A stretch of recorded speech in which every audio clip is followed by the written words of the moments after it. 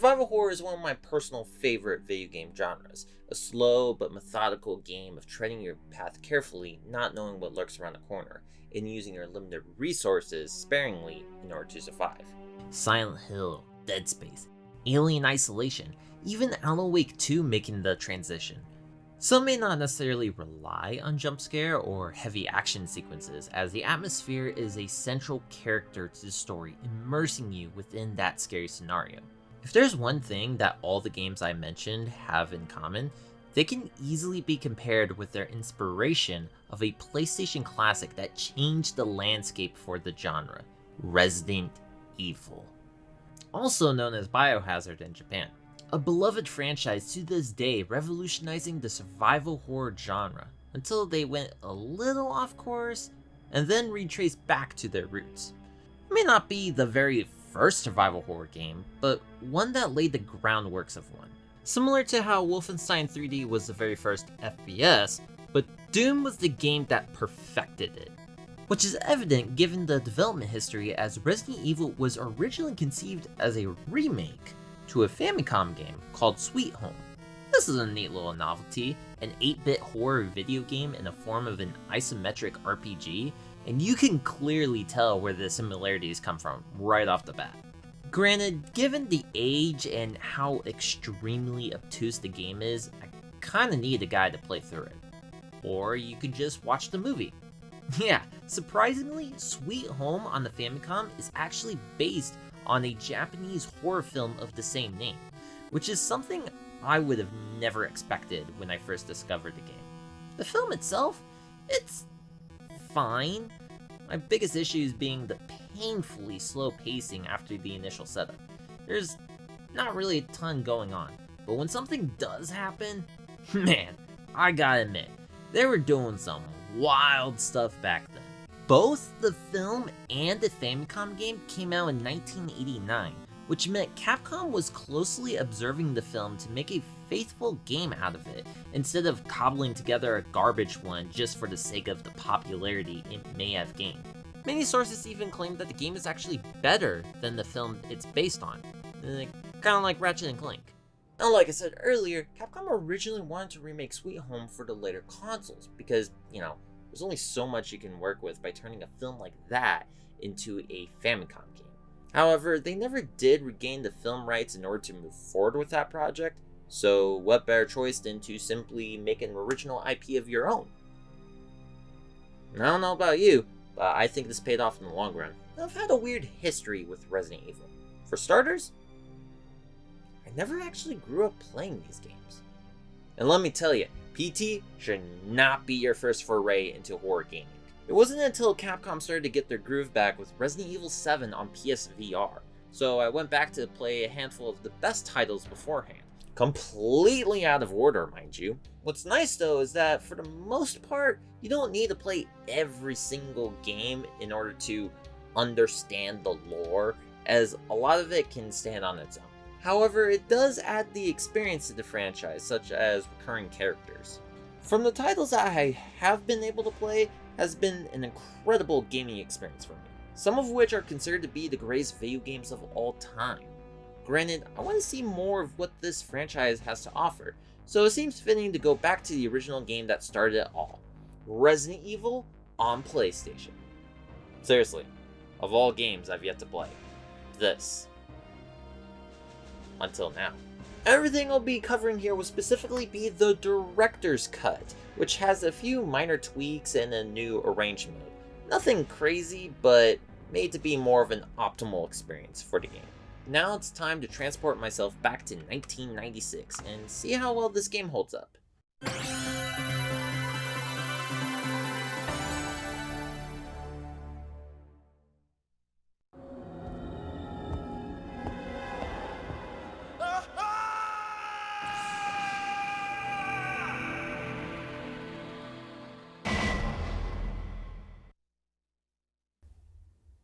I love it.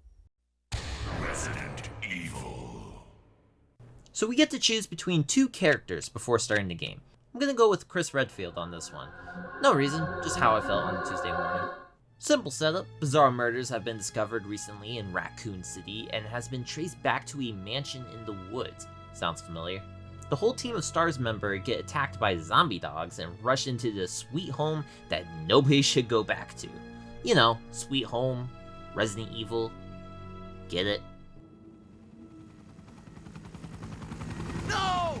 Don't go! Now this right here is quality B-movie filmmaking material. Unfortunately, despite calling this the director's cut, the FMV sequences are still heavily censored compared to the original Japanese release. Well, that's one way to get shafted by the video game industry. The game is already rated M to begin with. Like, guys, this is nothing compared to Silent Hill. I'm just throwing it out there. For some reason, this intro sequence is the only FMV that's in black and white, while the rest is in color. The European release, however, No! Don't go! is all in color. Huh. Never would have thought how funky localizations can get. Now, if you thought the FMVs were corny. Barry! Where's Barry? Well, I'm sorry, but he's probably... No. What is that? I'll go and check. Okay, Jill and I will stay in the hall in case of an emergency. Yeah, this isn't your top tier voice acting. Chris? Take care.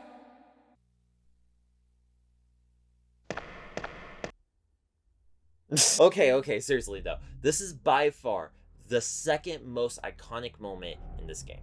Watching the doors open as you walk into the world of survival horror. Cleverly masked as a loading screen, it really puts you on the edge of your seat on what awaits behind the doors. Followed by the most iconic moment in this game. Turn around the hallway corridor and...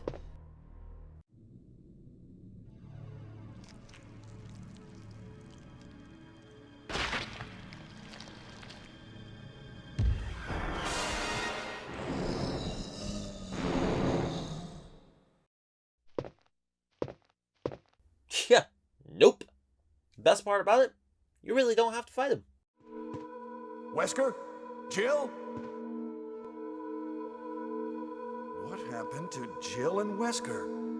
You know, out of the entire cast featured in the FMV title sequence earlier, the last thing you need is for someone like Jill Valentine to be hanging out with a dude who's way too cool to be a double crosser. Thus, we explored the mansion itself, and guys, I don't know why it took me 23 years to realize this, but Resident Evil is basically a 3D Metroidvania. Oh shit, it kinda is.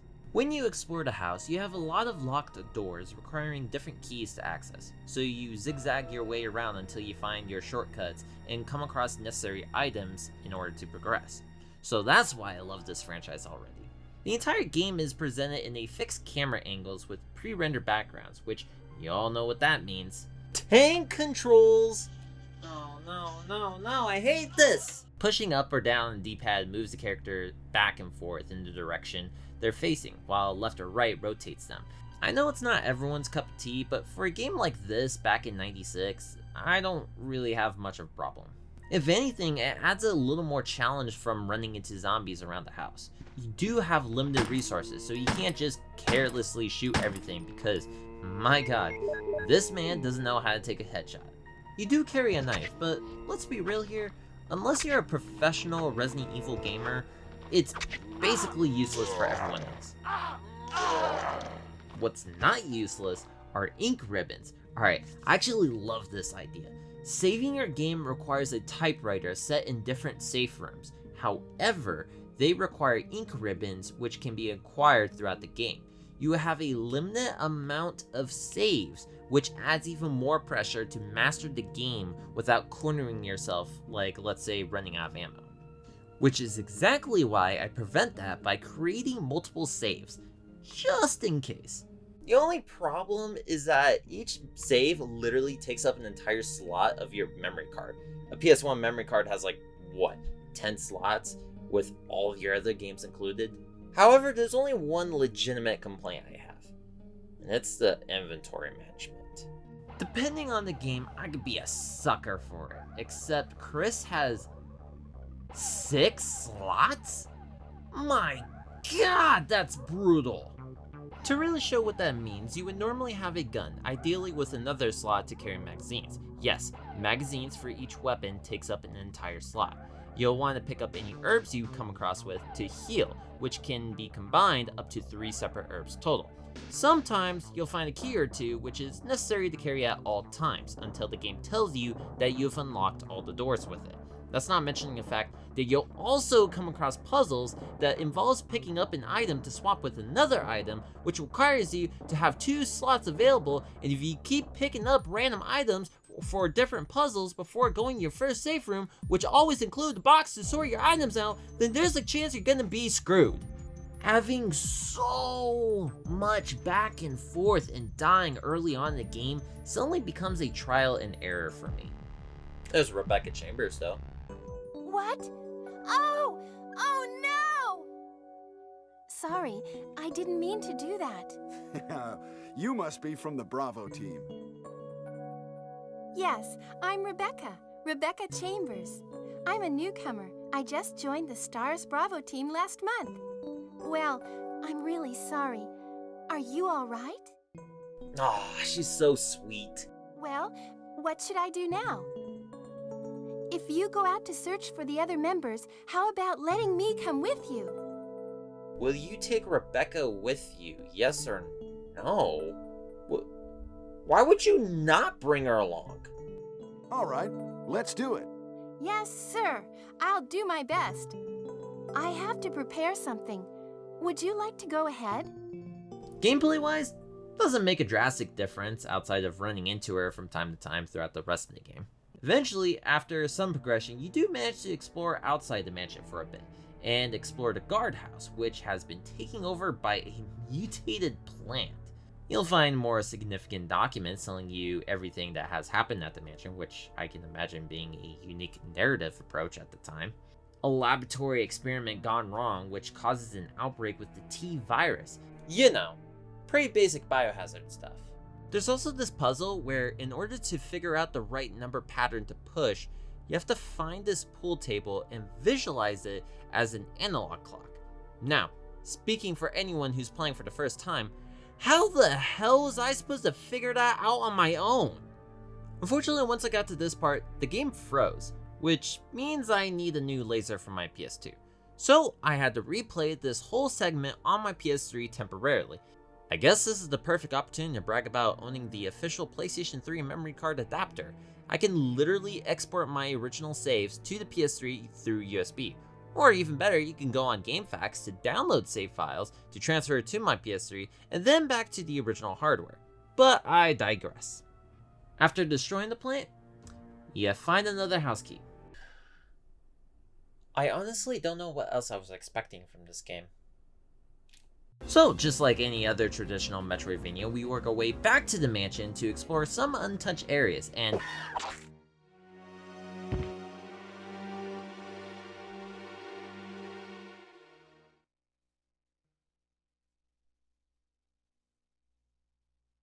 Okay, I'm sorry. What? So, out of nowhere, all the zombies in the mansion are now replaced with hunters, which look like mutated lizard. They are significantly more difficult to work with. In fact, I go as far as to say that they're the most difficult and irritating enemies out of the entire game.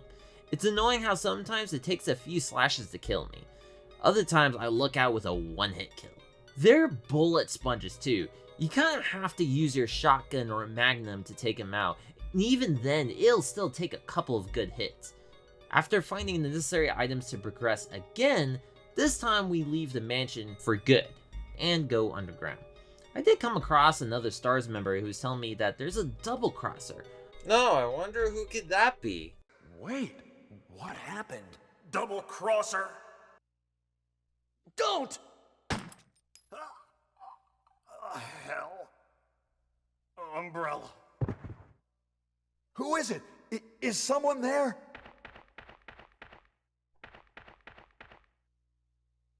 Double-crosser? What did he mean by that? What? Well, then why didn't you chase down the guy who literally shot the person right behind you? Anyways, you'll eventually come across an underground laboratory from Umbrella Corporation, which is where it all started. Found Jill locked up, so I have a side mission of finding 3 unique key cards to help save her, and gasp, Wesker was the backstabbing son of a bitch. I would never work for a company like Umbrella. And Wesker, you were formerly with Umbrella. What do you mean? Since when have you been an Umbrella agent? And a traitor to the stars? Now you're wrong. I was formerly with Umbrella, yes. But now I'm prepared to face anything. Even getting rid of you vigilante stars. Yeah, for some reason I still saw that coming a mile away. Although after revealing his grand scheme of utilizing the Tyrant as a biohazard weapon, he kinda went out like a punk after unleashing the Tyrant. What? Don't come this way! No! I mean, he kinda had it coming. Everything turns into an action set piece now as we make our escape and... I set off the triggering system to the bomb! Oh shit! We have a countdown timer! Blew up the Tyrant to smithereens, escaped on a helicopter, and you know what? It seems like I got the best ending after all, even being awarded with a closet key. What's that exactly? Well, you're gonna have to replay a certain chunk of the game to come across a special room that remains locked without it. And get this.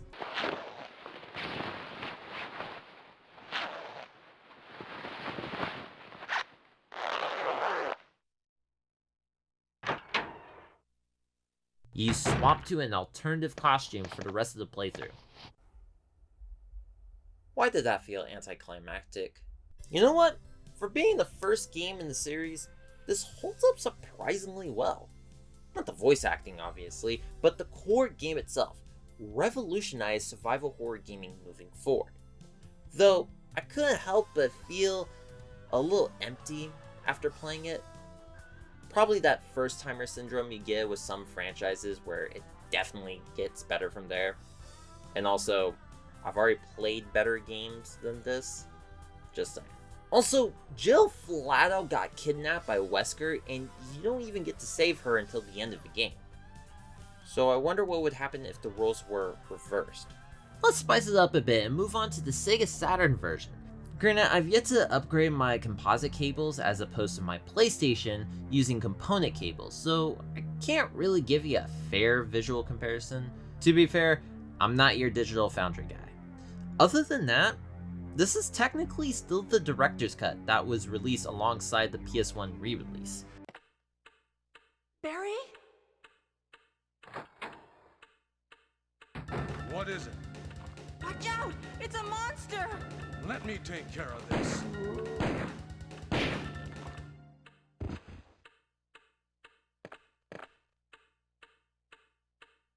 What is it?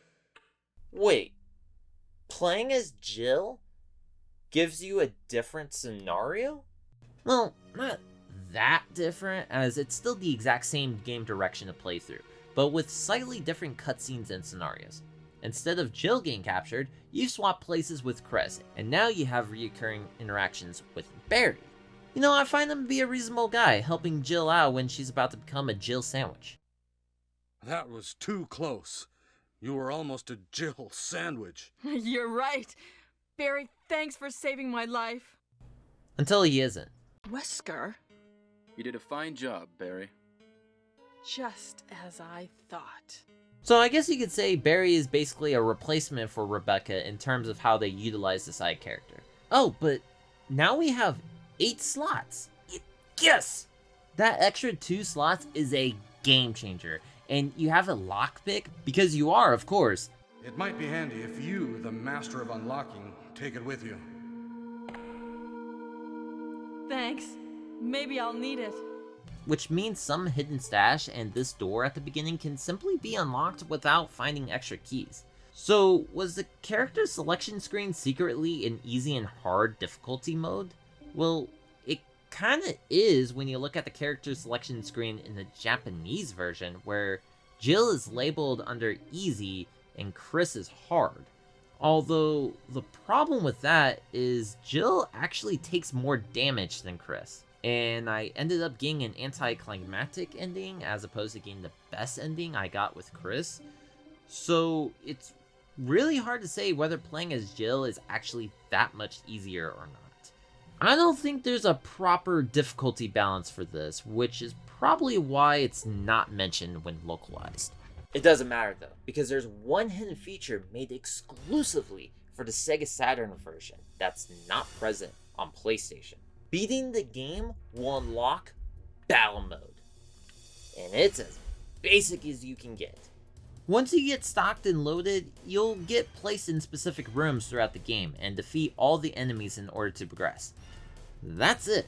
It's a nice bonus feature, but knowing you're not rewarded with anything after beating it, I didn't really play much of it. I find it very odd to see how Resident Evil is seen by many to be a PlayStation classic, when in reality, the definitive version could actually be the Sega Saturn version.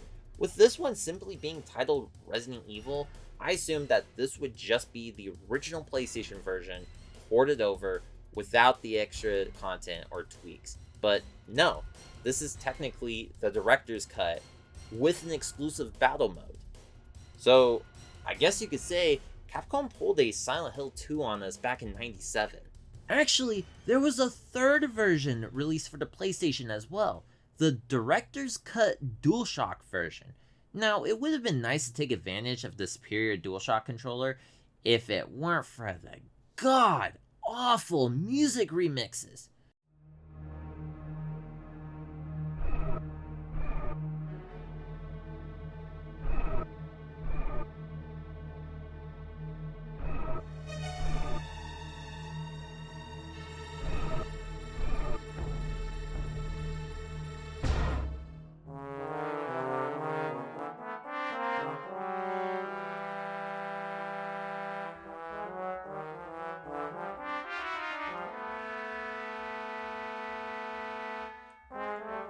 Oh, why would you change the music? We were also supposed to get a Game Boy Color version, and oh my god, the audacity to retain the same experience on the same platform as Pokemon Yellow. However, this did end up being cancelled, but you can actually find the prototype online if you want to try it out for yourself.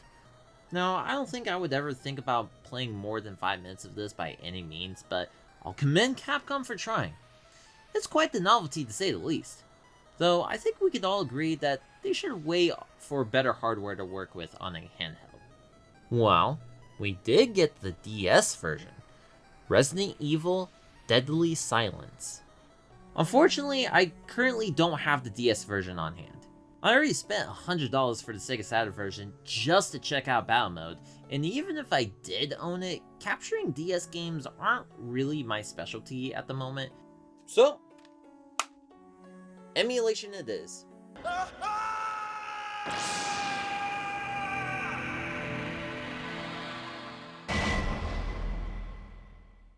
I gotta admit, I find it weird to say that this might end up being my favorite version of the game.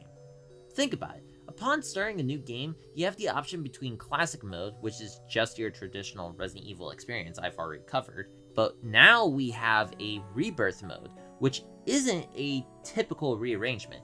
There's more enemies to take on, some of which are blistering fast, some extra puzzles and mini-games using the touchscreen, which I can imagine a lot of people criticizing that might be shoehorned in, but that's the DS charm you get with some of these games. Speaking of which, the dual screen lets you view the map screen at all times, which for a Resident Evil game is pretty helpful instead of pulling up through your inventory menu. We even have a full-blown multiplayer mode, both cooperative and competitive, which is kinda neat. Obviously, I can't try it out for myself, but I've heard some good stuff about it from people who have. With that being said, that's one of many charms that I love with the early Resident Evil games. The core experience itself remains intact and can still be enjoyed by everybody. However, I find it fascinating how almost all console port has their own unique merits going for it that helps make it stand out among the rest. There isn't necessarily a right or wrong way to experience an all-time classic. Surprisingly, the DS version ended up getting mixed reviews, which, yeah, I could probably see why. Personally, while I do like the play on words with the DS being acronyms for the deadly silent subtitles, however, if you didn't pick up on that expecting a completely original title and not a port of a PlayStation game from '96, reality sets in. Even worse, the DS version released in 2006, which is 4 years after just getting the GameCube remake. Oh. Yeah. Now it all makes sense. We were supposed to expose the original game because we've already received a remake 6 years later, which is far more accessible on modern platforms in comparison. Umbrella is trying to cover this up. They're the ones behind everything. Wait, did I run out of time already?